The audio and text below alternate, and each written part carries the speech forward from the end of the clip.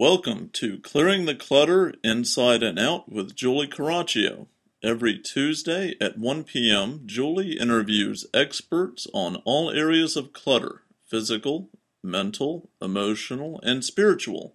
Learn easy to implement tips on how to release clutter and get organized to create the life you choose, deserve, and desire. An award-winning professional organizer and coach, Julie also shares suggestions to help you live clutter-free for a more joyful and fulfilling life. Do you let go of clutter, but then at no time it's back to the way it was? Do your books on releasing clutter and getting organized collect dust on a shelf? Do you know you need to dig deeper on releasing clutter but keep getting stuck? Our Clearing the Clutter Inside and Out, Releasing and Affirming MP3s support you in all areas of your life: physical, mental, emotional, and spiritual. Learn more at Hey reawakenyourbrilliance.com. everyone, for the month of July, I'm going to focus on quick 10-minute tips for releasing clutter and easy ways to get you started. Clutter and getting organized are the last thing that most people are thinking about. Even if it is a busy month with vacation or other things, you can still find time to declutter. I will have one each for physical, mental, emotional, and spiritual. Little things can make a big difference, so don't dismiss what 10 minutes can do. All right, let's get started. Hey everyone, our 10-minute tip this week is going to focus on spiritual clutter. I used to waste a lot of time comparing myself to others. I tended to do this the most with my physical appearance. I lived in Los Angeles for 10 years, and you were constantly bombarded with images of how a woman or a man was supposed to look. I remember my first week, how I saw something on the news: have a mini facelift during lunch. I had just moved from Massachusetts and thought this was nuts.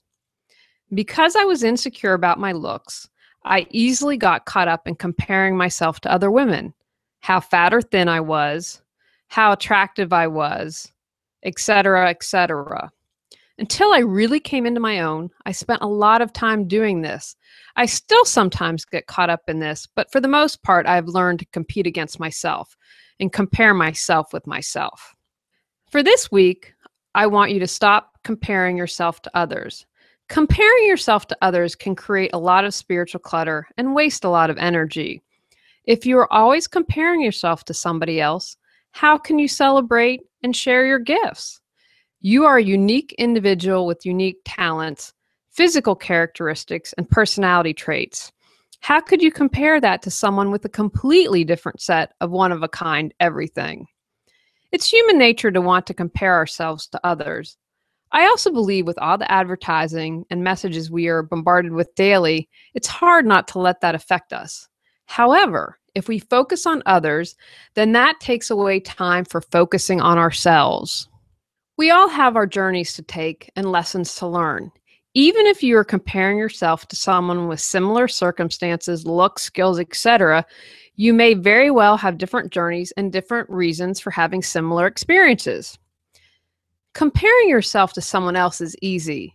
It's a lot harder to do self-reflection. This week, when you find yourself comparing yourself to someone, stop. Take a deep breath. Spend 10 minutes on some self-reflection. What weaknesses could you improve? Or what about yourself would you like to celebrate? When you stop comparing yourself to others, you can see your gifts much more easily and then start putting them to use. As I've said before, I want to live in a world where everyone is following their joy and passion and sharing their gifts with the world. Everyone benefits when that happens. Often clutter represents something else. Maybe it is to fill a need or to keep an emotion buried. Can you dig deeper and see why you may be comparing yourself to someone? What message is your spiritual clutter trying to tell you? What are you blocking that you can release? Like anything, this takes practice, but by stopping comparing yourself to others, you will free up energy as well as reduce your spiritual clutter. All right, everyone, let's spend the week stopping comparing ourselves to others to clear some spiritual clutter to create the life you choose, deserve, and desire. Thanks for tuning in to Clearing the Clutter Inside and Out. Sign up for our newsletter and receive a free copy of 10 clutter-free living tips. Ready to create the life you choose, deserve, and desire?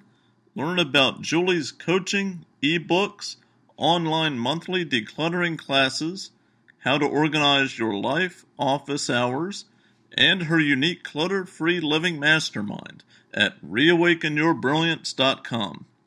You can also watch all episodes on YouTube or download on iTunes and more. Join us next Tuesday at 1 p.m. Remember, the journey of 1,000 miles begins with one step.